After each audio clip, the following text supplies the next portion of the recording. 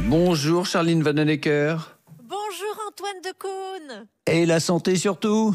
Mais complètement. Écoutez, on va l'entretenir, la santé et la rigolade, avec une équipe qui revient dans une forme olympiesque. Il y aura notamment Constance, Thomas VDB, Mélanie Bauer, Juliette Arnaud, évidemment, Guillaume et Alex, parce que je n'arrive pas à m'en défaire, essentiellement. Très bien. Et ça démarre dans quelques instants, ce par Jupiter du lundi 4 janvier. Vous écoutez France Inter, il est 17h.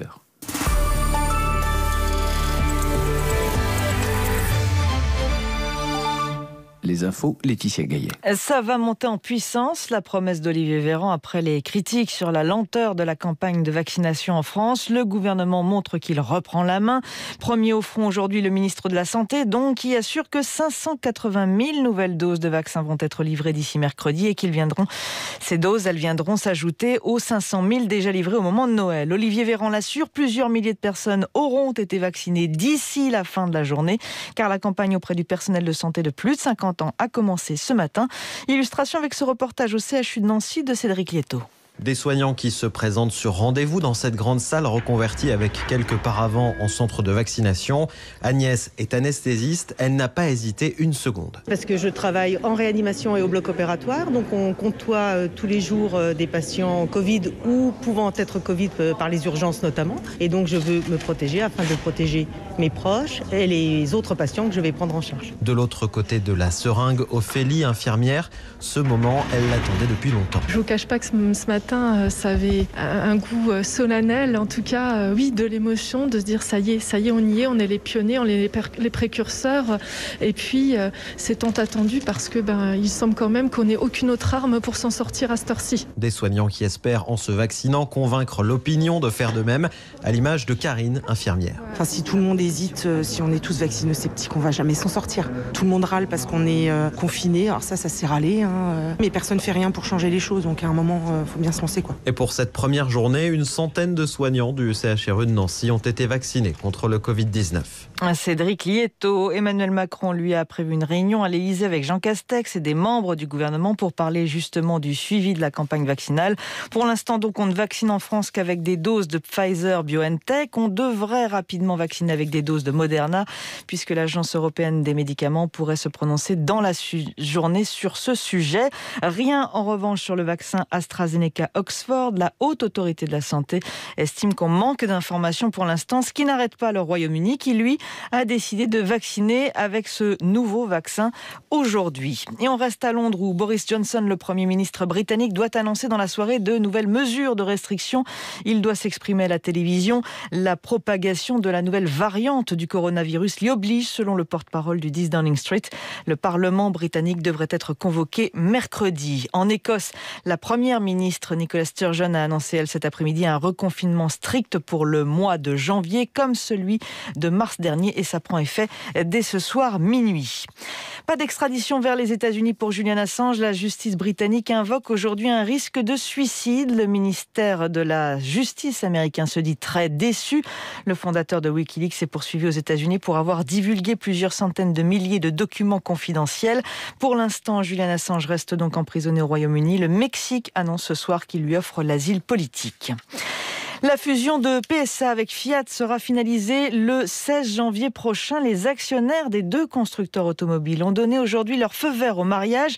À terme, la structure, rebaptisée Stellantis, emploiera 400 000 personnes et deviendra le 4e groupe automobile mondial. L'idée de PSA et de Fiat Chrysler est de réduire les coûts de production, augmenter aussi les parts de marché.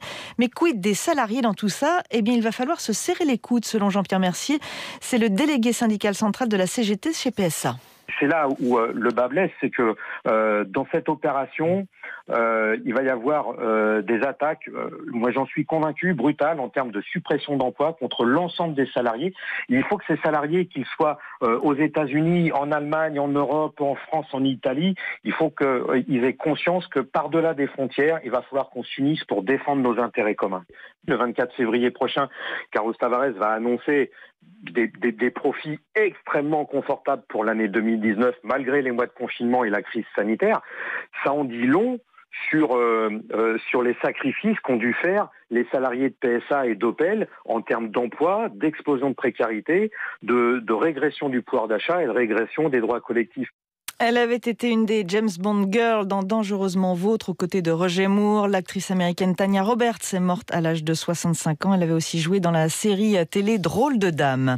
Lui, il est né le 22 novembre dernier, mais comme il est fragile, eh bien le parc zoologique de Mulhouse a préféré attendre qu'il grandisse un peu pour annoncer la nouvelle. Un ourson polaire est donc né là-bas. C'est un événement rare. La 5e naissance d'un ourson polaire depuis 20 ans en France. Pour l'instant, il est auprès de sa maman. Il n'a pas vu d'homme. Et pour cause, explique Brice Lefaux, c'est le directeur du parc zoologique de Mulhouse. Il est joint par Théo Hetch de France Bleu Alsace.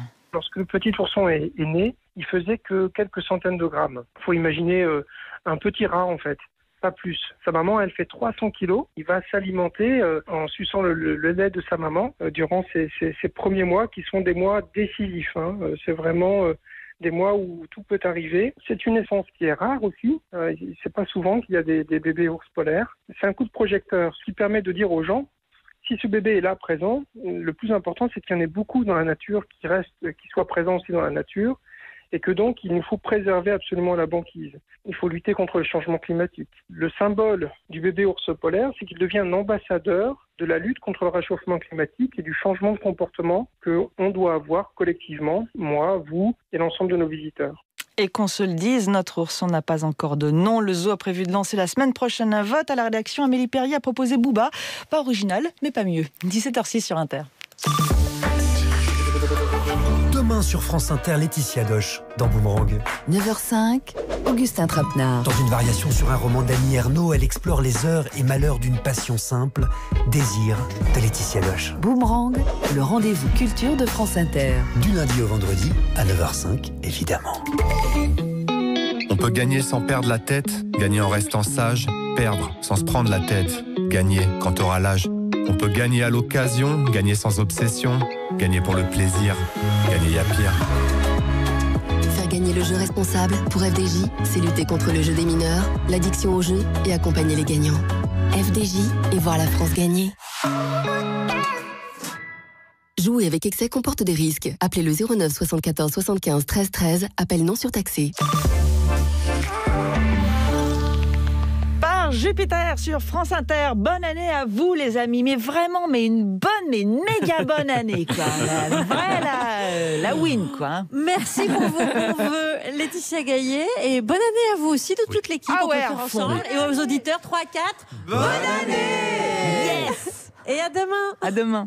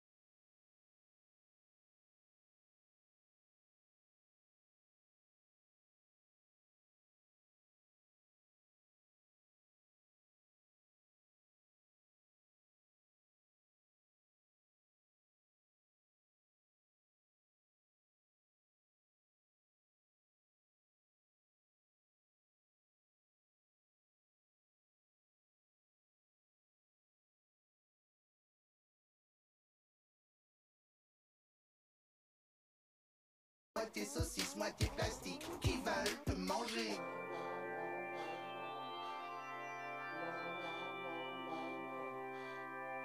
Pourquoi ma main tient dans ta main et qu'elle se sent bien? Pourquoi Pourquoi ma main tient dans ta main et qu'elle se sent bien? Pourquoi J'aime être stone avec toi. J'aime être stone avec toi. J'aime être stone avec toi. J'aime être stone. J'aime être stone avec toi. J'aime être stone avec toi. J'aime être stone avec toi. J'aime être stone. Philippe Catherine Stone avec toi, vous écoutez France Inter par Jupiter avec toute une équipe chaud bouillante dans ce froid polaire et un journal bien sûr Alex Vizorek. Allez. Je voudrais dire sur la vaccination, je ne confonds pas vitesse et précipitation. Ça prend un peu plus de temps au démarrage. Ce délai, je l'assume, il est même revendiqué. Le journal de presque 17h17. Eh oui, Kevin, c'est pareil. Il est lent. On commence par les titres. Le gouvernement a décidé de tirer au sort 35 Français pour se prononcer sur la stratégie vaccinale. Ce gouvernement est formidable. On leur demande de mettre en point une stratégie de vaccination efficace et rapide. Ils organisent une tombola. Je sais pas quoi. Et on ne sait pas ce qu'il y a à gagner. Ouais, bah vu comme le gouvernement en dessous de tout, je propose qu'on tire directement au sort les 35 Français pour remplacer tous les ministres. Vladimir Poutine signe une loi donnant une immunité à vie aux anciens présidents. Là, Nicolas Sarkozy a demandé la nationalité russe. Et des brèves de nouvelle année. Et oui, comme le dit l'adage, 2021, année de la brève, 1. Bah oui, bah si, c'est l'adage qui dit ça. Ah, il y a un adage qui dit. Mais ça rime, ça peut pas être un hasard. Bah non. Et on commence par la polémique sur le rythme de la vaccination en France. Et oui, en même temps on peut comprendre, quand il fallait des masques, il n'y avait pas de masques, quand il fallait des tests, il n'y avait pas de tests. Si demain il y a la guerre, le gouvernement ils enverront les soldats en leur disant « Vous inquiétez pas, les armes arrivent hein !» Mais allez, fonce. Et revenons sur la soirée du réveillon. Excellente idée qu'a eu également BFM TV, Charline, désolé de vous le dire. Et ils ont envoyé en rue une journaliste pour savoir comment les Français avaient respecté les recommandations du gouvernement. Bonjour monsieur, qu'est-ce que vous avez fait hier soir? Réveillon, mais à 3 personnes. Ah, vous étiez vous dans les règles? Oui, parce que j'écoute BFM TV, alors comme il me gonfle toute la journée. C'est pas sympa.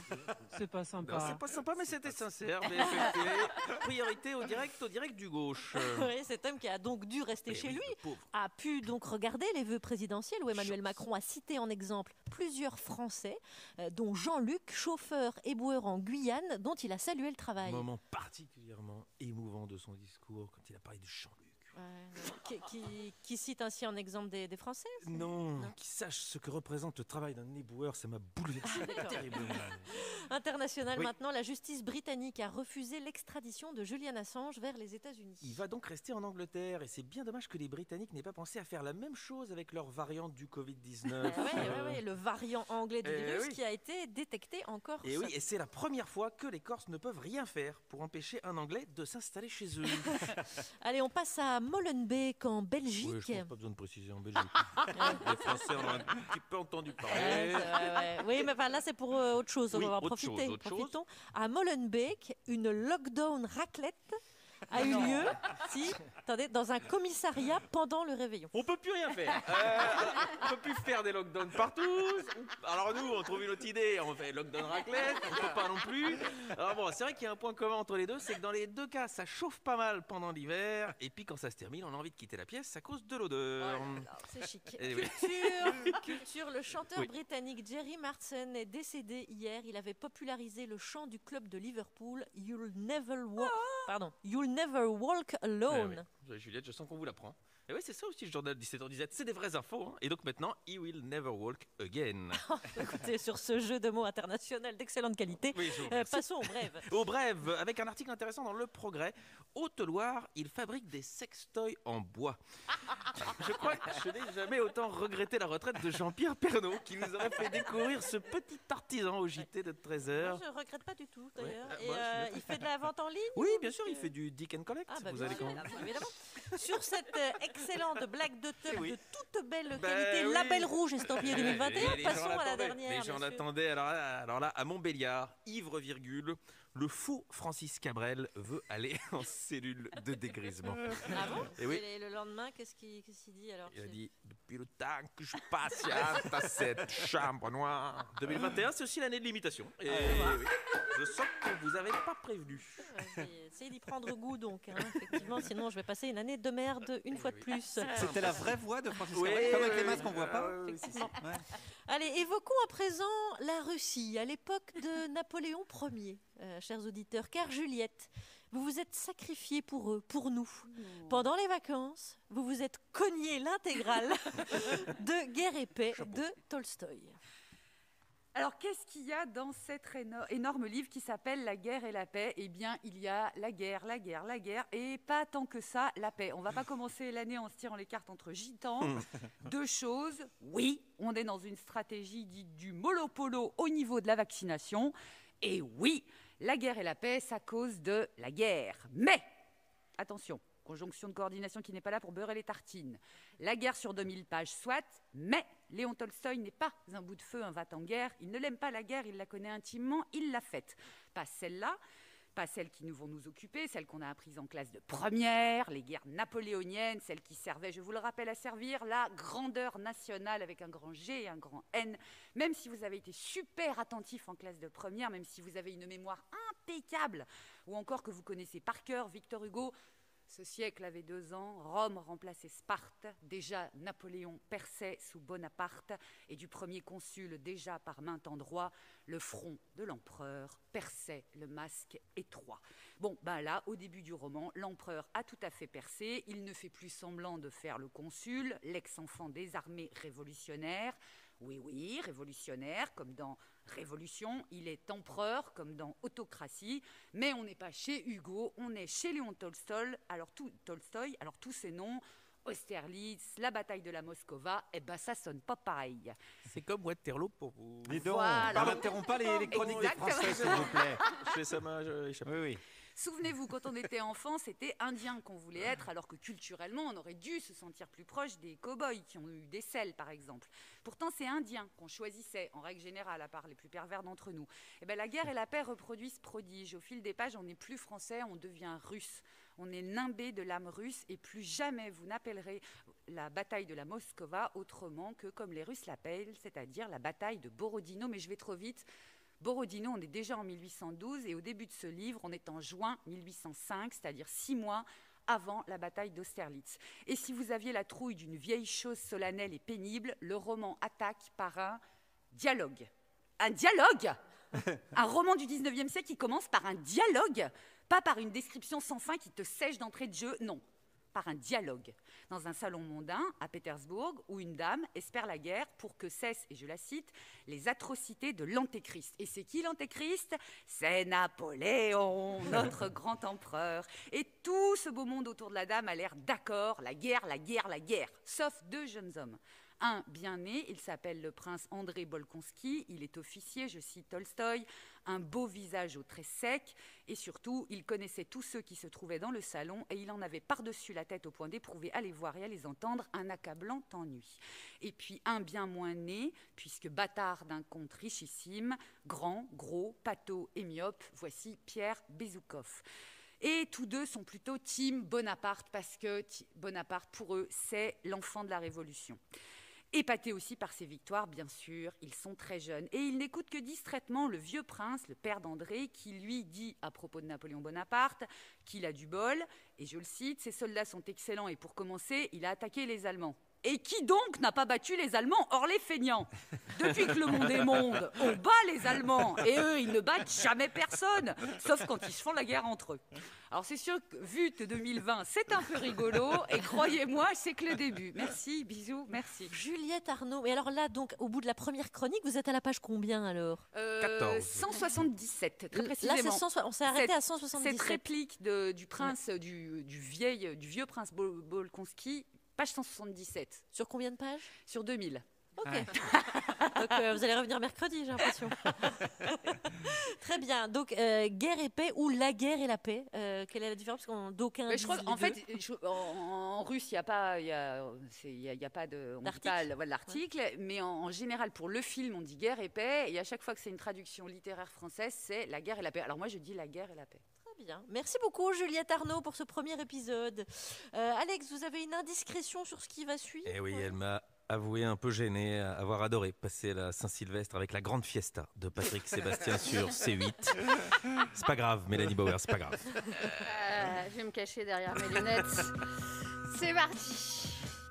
La rumeur le murmurait depuis quelques semaines. Sa femme l'a confirmé le 31 décembre. Le rappeur anglais émigré à New York, super vilain du hip-hop MF Doom, est décédé depuis 2 mois. Daniel Dumy, légende masquée du rap, s'éteint à 49 ans sous une pluie d'hommages de Chuck D ou encore LP, dont le « He was a cool motherfucker » claqué fort sur la toile. Au carrefour du street art et des comics, Doom, le rappeur masqué, s'inspirait, comme ses copains du Wu-Tang, de la BD, incarnant sur scène sa vision du méchant des 4 fantastiques de Stan Lee pour Marvel, Dr. Doom. The failure of Doom's experiment did not end his tragedy. For a few days later, his bandages were removed. There. How horrible! That's me! What have I done to myself? My face is hideous! He made me hurry my experiment. Now I must hide my face from all mankind. But he will pay. He will pay. Ça, c'est de la musique. Le style Doom, c'est un mélange de jazz, de samples, de films, d'interludes, d'instrus, du rap savant pour des disques à rebondissements réalisés de boucles comme de la dentelle, avec toujours des collaborateurs de génie comme Madlib ou Danger Mouse. On n'est d'ailleurs pas étonné de retrouver MF Doom en 2005 sur le 2e album de Gorillaz, car il est précurseur des inspirations du groupe de Damon Albarn. Slow it down some, no split, clown bum, your gold hit sound dumb, hold it now, crown them, where you found them at, got them round town, could've drowned in it, would've floated, bloated, voted, sugar-coated, loaded, hip shooter, draw for the Quelle voix! Tout n'a pas été rose dans la vie de Daniel Dumy, sa courte vie et sa musique sont infusées de drame, la mort de son frère, d'un accident de la route fauché alors que leur carrière de rappeur venait de démarrer, des années d'errance, adormi d'aurore, une terrible tristesse qui le laisse SDF, et puis la résilience, ce choix de rester caché, de ne pas se repaître de gloire. Les mots de sa femme pour annoncer son décès sont d'une immense beauté. Il laisse des disques cultes dans l'histoire du rap, devient un fantôme de l'opéra au carrefour de tous les undergrounds, de la free press à la science-fiction. Un artiste rare qui démontre que le rap est riche de culture et d'histoire. Edible wrappers may be in grocery stores as soon as months from now. You've heard of good to the last drop? Well, your food could soon be good to the last bite.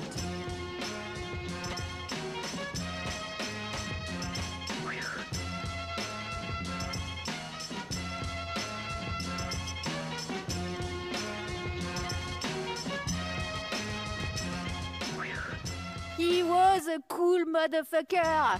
MF Doom avec Danger Mouse. C'est Danger Doom So Fucking, la grande classe.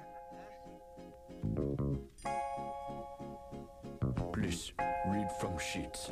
I am Sofa King. Scared of a bunch of water, then get out the rain. Order a rapper for lunch and spit out the chain. Then kick a lungy off the tip of his Timbo and trick a honey dip into a game of strip limbo. Odd, he couldn't find no remorse. A wink is as good as a nod to a blind horse. Of course, his technique was from a divine source. Never knew the price of ice or what swine costs. One guy tried to bite the heat. It's when he discovered the other white meat. Oh, the one they hate so well. He sure keeps his cycle like the old Bates Motel. They came to ask him for at least some new tracks, but only got confronted by the beast with 2 backs. Knock. Mouse is a made man. Villain laid it down like the best laid plan. Bell the cat, who the hell is that near the middle? Got y'all, but it's not all bear and skittles. Prepare the vittles. Got riddles and spittles. Crystal clear to the jot or the tittle. It's hot off the griddle. Came to take the cake whether it's a lot or a little. Kaboom, Doom is nervous large. You could tell by his blooming room service charge. Dark and tall to boot. The only thing was wrong is he was bald as a coot. Used to ran the van from Peter Pan to Red and Tan, and keep the human foot for his dead man's hand. This was when the mask was brand spanking new, before it got rusted from drinking all the brew. Stankin' too, pew. Kept all his earnings in the bank in a shoe. Spat what he knew, energy for true. To all fake rap, it's 23 skidoo. Excuse you, any room in the class front for a blast of the blunt. Shrooming since last month. Doom a human in the mask, born to stunt. Danger zooming past, mad fast on the hunt. Keep your streets, we got the city neatly conquered. Discreetly with the CD till they be completely bonkered. The fans demanded it, handle it, swallow it. His own brand of shit, if only he could bottle it. Nah, she could get messy. Feds try to torture him for the secret recipe. He said it's no use, I only know half. No speaker the English, I only do the math. Felt no pain. His brain was saturated with cocaine and Rogaine. He said, try scam, no thing, 3 card dead. Fly man, go for bling. He got bled, eye jam, over sting. See spots red. I am Sofa King. Retarded. Retarded. Now repeat all very fast, please. I am Sofa King. Faster. I am Sofa King. No, not so fast. Lose this meaning. I am Sofa retarded. You say funny thing.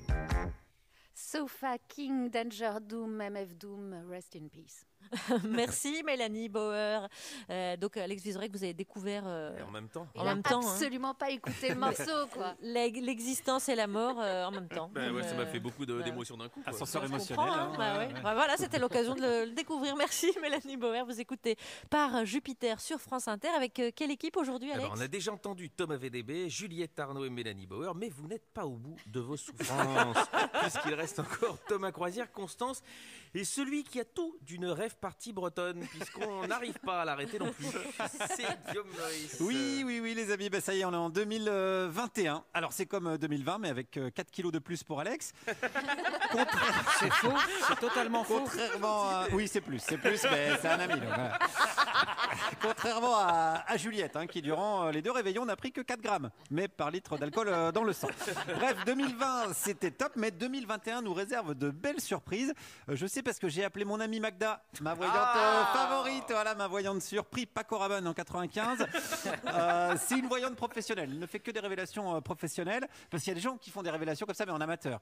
Par exemple, pendant les vacances, Nadine Morano, elle a découvert que j'étais plutôt de gauche. Voyez, bon, ça c'est une révélation, mais je dirais plus d'instinct. Alors Magda, c'est vraiment, elle a des cartes, une boule de cristal. Alors évidemment, toute pratique poussée comme ça à l'excellence reste faillible, malheureusement. Et Magda, par exemple, la dernière fois que je l'ai eue au téléphone, elle m'avait fait une prédiction. Là où j'ai dit, bon, Trump peut-être va gagner, vous vous souvenez, ça c'était, on ne sait pas encore qu'est-ce qu'il en est avec celui-là.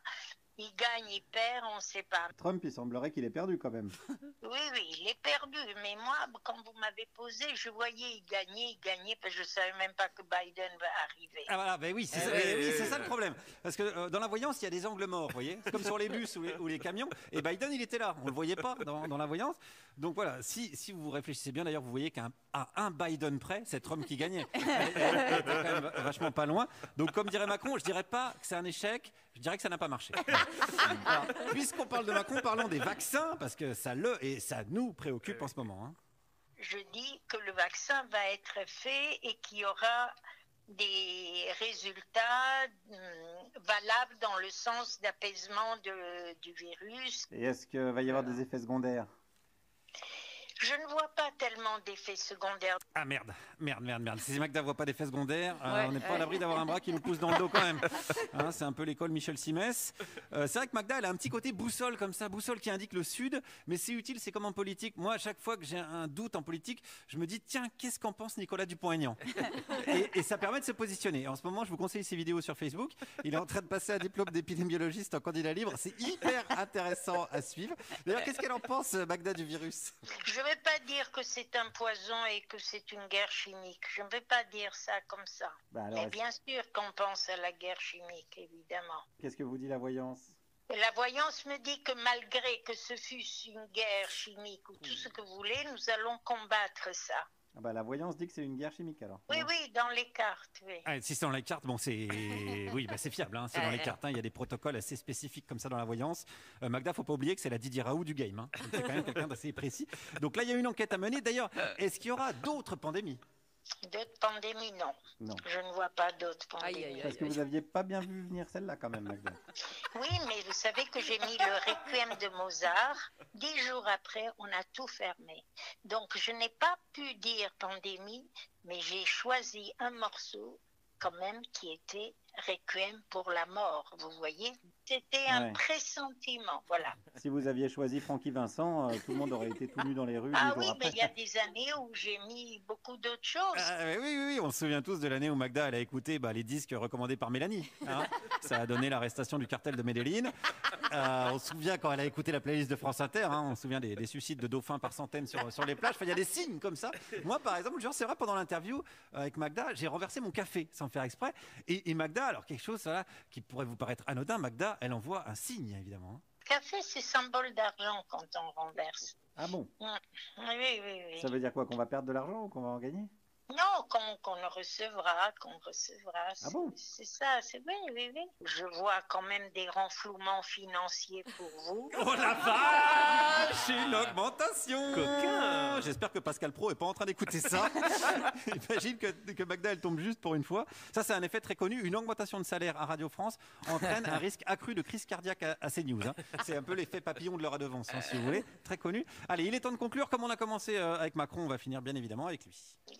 Ce qu'il y a d'intéressant, c'est que Macron, quand il a eu le virus, je pense qu'il a beaucoup médité et qu'il voudra faire des nouveautés ou s'occuper un peu de la santé ou construire des hôpitaux. Il va renforcer le service public alors. Oui, si vous voulez, là-bas, lorsqu'il a été malade, je pense qu'il a vraiment énormément réfléchi à ce problème-là. Il va devenir de gauche alors, si ça se trouve, Macron. Non. Non, c'est pas une faiseuse de miracles hein, quand même, Magda. En tout cas, je sais pas si le gouvernement écoute les prévisions de Magda, mais après avoir pas prévu les masques, pas prévu les tests, ils ont pas prévu les vaccins. C'est pas impossible que ce soit des gros nuls, mais ça, c'était plutôt prévisible. En fait. Guillaume Meurice, merci beaucoup pour ce beau retour et merci à Magda qui a sans doute aussi bien vu qu'allaient arriver les exercices dans cette émission. Oui, vous avez des notions, j'ai l'impression. Exercice de mathématiques, la rêve party organisée samedi dernier à Rennes a rassemblé environ 2500 personnes parmi les choses suivantes, lesquelles représentent environ 2500 personnes. Réponse A, le nombre de Français vaccinés contre la Covid fin 2040. Réponse B, le nombre de Rennais sobres à partir de 17h. Réponse C, le nombre d'employés de Canal+ virés par Vincent Bolloré cette année. D, le nombre de personnes ayant posté sur Instagram des photos de neige en ville avec le hashtag neige, au cas où on n'aurait pas compris sur la photo qu'il y avait de la neige. Oui, calmez-vous. Non, parce qu'en plus, ils ont mis l'emoji flocon de neige. Donc on n'aurait pas compris avec la photo. Oui, merci, on a compris. Non, mais de toute façon, c'est pas la bonne réponse. Parce qu'il y en a plus que 2500 qui fait ça. Alors voilà, c'est pas la D. Et sinon, ça va vous en ce moment? Oui, c'est un peu tendu. Ouais, j'ai l'impression. Hein. Ok, alors je vais faire un exercice moi alors, plus cool. Hein. Aujourd'hui, 35 citoyens ont été tirés au sort pour se prononcer sur la politique vaccinale du gouvernement. Le tirage au sort en démocratie remonte à l'époque athénienne. Sauras-tu nous dire quel instrument ils utilisaient pour réaliser ce tirage au sort? Petit A. Un système de SMS envoyé démocratie au 8-12-12. Petit B. Des boules avec des chiffres plongés dans du tarama, ce qui donnera plus tard le loto. Un jour où l'huissier de justice avait mangé tout le tarama. Petit C, un clérotérion. Petit D, ok. Donc dès le 4 janvier, on a des questions prises de tête. On n'a donc pris aucune bonne résolution. Voilà. Guillaume? Oui, aujourd'hui commence le Dry January. C'est le fameux mois sans alcool. Ah oui. Attendez, non, mais un petit truc, c'est facile. Vous aimez le vin chaud parce que le vin, s'il est chauffé, il n'y a plus de. Non, d'accord. Ok, d'accord. On va enchaîner. Alors, donc le mois sans alcool. Il existe aussi le mois sans tabac en novembre ou le mois sans sucre ajouté. Alors parmi les campagnes de santé publique, parmi les mois suivants, lesquels existent et lesquels n'existent pas. Le mois sans cinéma, ce que Roselyne Bachelot appelle un mois normal en fait. Normal. Réponse B, le mois sans coiffeur, aussi appelé le mois VDB. Réponse C, le mois sans casting d'adolescents, ce que Jean-Marc Morandini appelle l'enfer. Et réponse D, le mois sans soleil, ce que les Lillois appellent un bon mois de juillet, ma foi. Voilà. Merci. Voilà. Et sinon, le baba au rhum, on peut en janvier ou pas? Allez, Charline, on arrête avec cette histoire. Flambé, oui. arrêtons. D'accord. Non, on enchaîne, Alexandre. Voilà, C'est enchaînez. parti. Ouais. Exercice supplémentaire pour Oula. nous. Ouais, est-ce qu'en 2021, A, elle va mal. B, elle va très mal. C, on ne préfère pas lui poser la question. D, on va vite le savoir en écoutant sa chronique. C'est Constance. Bonjour les amis. Bonne année, bonne santé, des sous dans le porte-monnaie, de l'amour dans vos cœurs et des guilis dans vos zizi. Et surtout la santé, parce que la santé c'est essentiel, contrairement à la culture. Je vous souhaite ce qu'il y a de plus. Pourquoi vous me regardez comme ça? Je parle trop fort, c'est ça? Bah oui, mais c'est fait exprès, c'est parce qu'aujourd'hui c'est la journée mondiale du braille. Donc pour être dans le thème, je vous présente mes vœux en braille. Constance, attendez, le braille, c'est le nom de l'écriture tactile des non-voyants et des malvoyants. En fait. Ah. Donc c'est pas la journée mondiale des gens qui hurlent. Non, c'est pas ça, non. Non. Aïe, aïe, aïe. Ah, donc j'attaque l'année sur une grosse boulette. Oh là là, en plus j'avais pris la résolution de vexer personne en 2021, bah c'est raté. Ah mais bravo Constance, bravo. En 2020 tu t'es fâchée avec les scouts, les profs de maths, les espérantistes. Et pour attaquer 2021, bim, les aveugles. On dit les malvoyants connasses. Mais c'est de mieux en mieux, pauvre conne. Vous ne respectez donc rien, pute de bobo islamo-gauchiste. Ça vous fait rire le handicap, salope de grosse morue fourrée à foutre rance. Ouh là là, deuxième échec, j'avais pris la bonne résolution de plus dire de gros mots en 2021, mais que je suis déçue par moi-même. Je me déteste, je me crache dessus dans le masque pour m'auto-signifier mon dégoût. Troisième échec. J'avais pris la bonne résolution de m'aimer en 2021. Purée, première semaine de l'année, j'ai déjà tout loupé. Ma déception est tellement immense que même si j'étais une alpiniste professionnelle, je ne pourrais jamais l'escalader entièrement. Vite, Constance, vite, rattrape-toi. Trouve-toi une logique dans la chambre mal rangée qui te sert de chambre. Je sais. N'est-ce pas finalement cohérent de commencer l'année par la journée mondiale du braille, car depuis de longs mois, nous avançons à l'aveugle, à la malvoyant. En tâtonnant, en cherchant une forme de lueur dans toute cette obscurité qui nous terrifie. C'est bien ça, c'est poétique, ça va leur plaire. Vas-y, championne, développe, fais de la concurrence à Kodak. Blague de vieux. Fais des blagues en argentique, l'autre.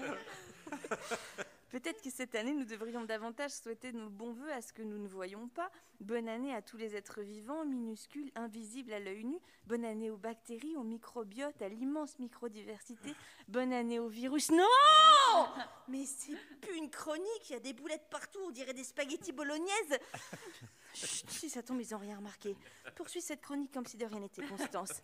Le braille, merveilleuse invention de Monsieur Braille. C'est beau de donner son nom à une invention qui révolutionne le sort d'une partie de l'humanité. Mais je ne peux pas m'empêcher de me poser la question suivante. Monsieur Braille, si c'était appelé Monsieur Croûte ou Monsieur Fion, est-ce qu'on aurait quand même donné son nom à son écriture? C'est super, je lis le fion du bout des doigts, ça change ma vie. En tout cas, moi, si je devais donner mon nom à une maladie, la définition dans le dictionnaire, ce serait sûrement Constance, maladie mentale qui pousse à la bourde intempestive et à l'humour maladroit du latin con qui veut dire lourde mais pas méchante et de l'italien stanza qui signifie socialement inadapté. Voilà, merci, bonne année et pardon d'avance. Constance, merci beaucoup, Constance. On va faire un petit tour sur la playlist France Inter pour se remettre. Hein? C'est obligé. Bah, c'est bien. Il est magnifique. Last few years that I have seen, walking dead all around me, silent fears, neatly folded dreams, catacombs, waxes surrounding, catacombs, waxes surrounding, even in the valley, the rod and staff that comfort me, it's rushing through my veins, moving faster than a hurricane.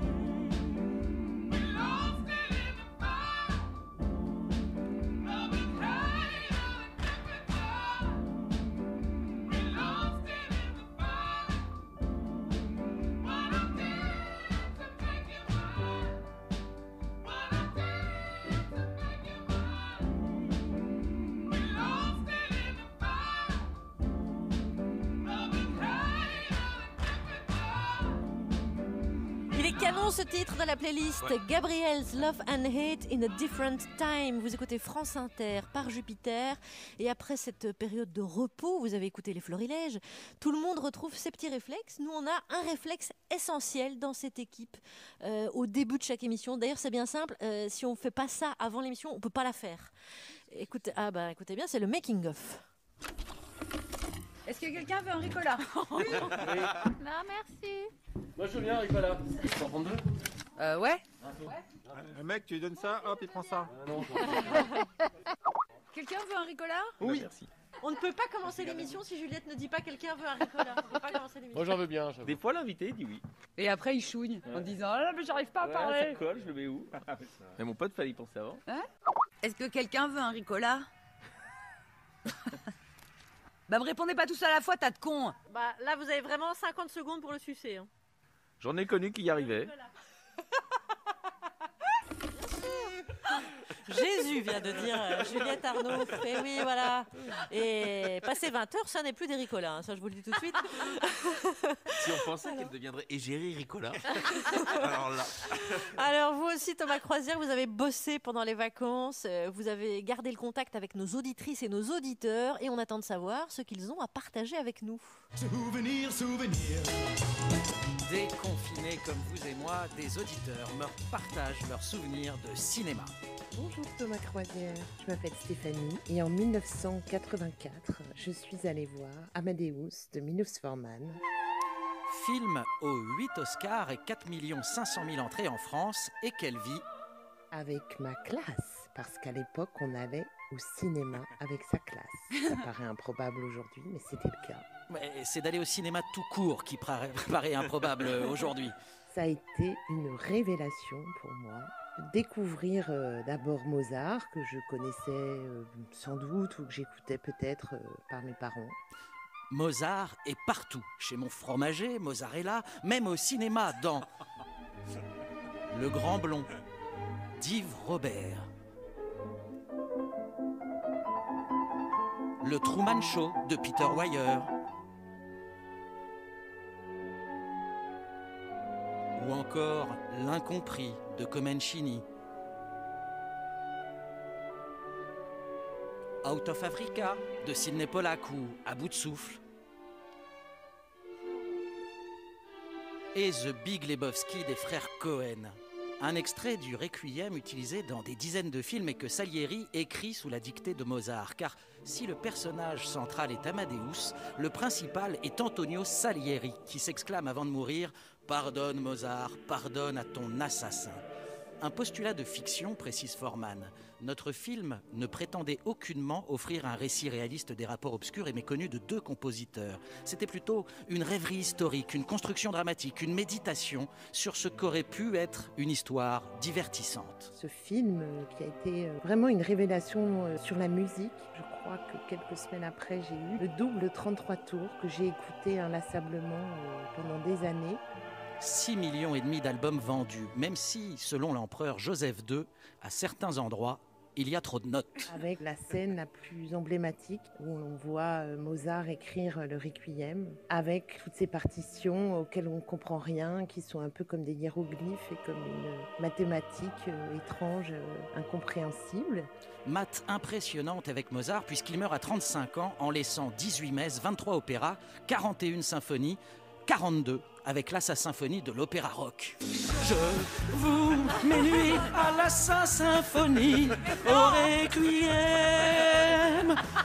Oui, ça surprend. Forman déclare « Faire de la musique le troisième personnage du film fut notre choix le plus astucieux. Je devais découvrir au montage que non seulement la musique de Mozart avait un effet magique sur les spectateurs, mais qu'elle pouvait aussi raconter une partie de notre histoire. Ces notes devenaient aussi importantes que les mots de notre scénario ou les images que nous avions filmées. » Et j'ai ensuite gardé précieusement avec moi Milos Forman, dont j'ai vu tous les films, ou presque, un très grand artiste qui avait le don de faire réfléchir dans la beauté.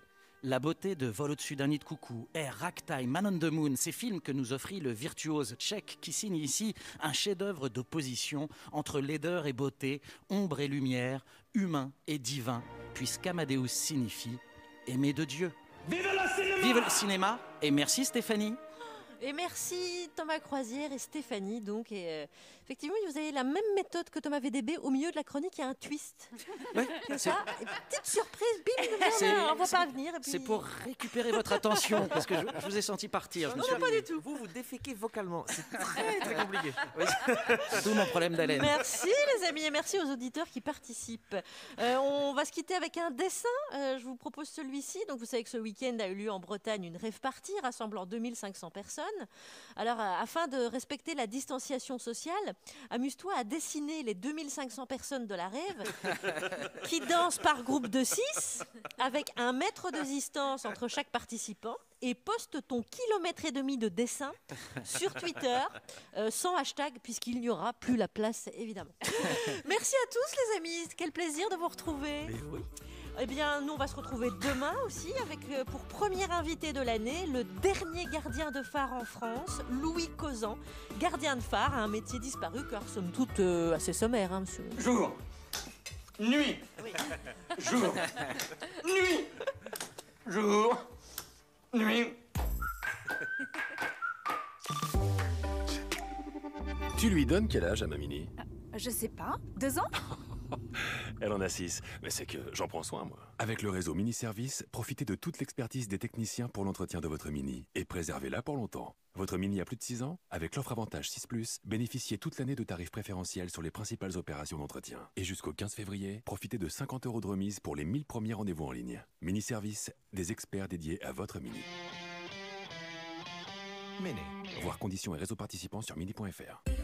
Bouygues Télécom. Nina de Niort n'a qu'une idée en tête pour cette nouvelle année. Un nouveau smartphone 5G. Ce serait nickel, oui, mais les promos de Noël étant terminées, Nina ne sait pas vers qui se tourner. Eh bien, Nina ne cherchait pas plus longtemps. Jusqu'au 5 janvier, c'est encore Noël chez Bouygues Télécom. Profitez de 100 € de remise sur une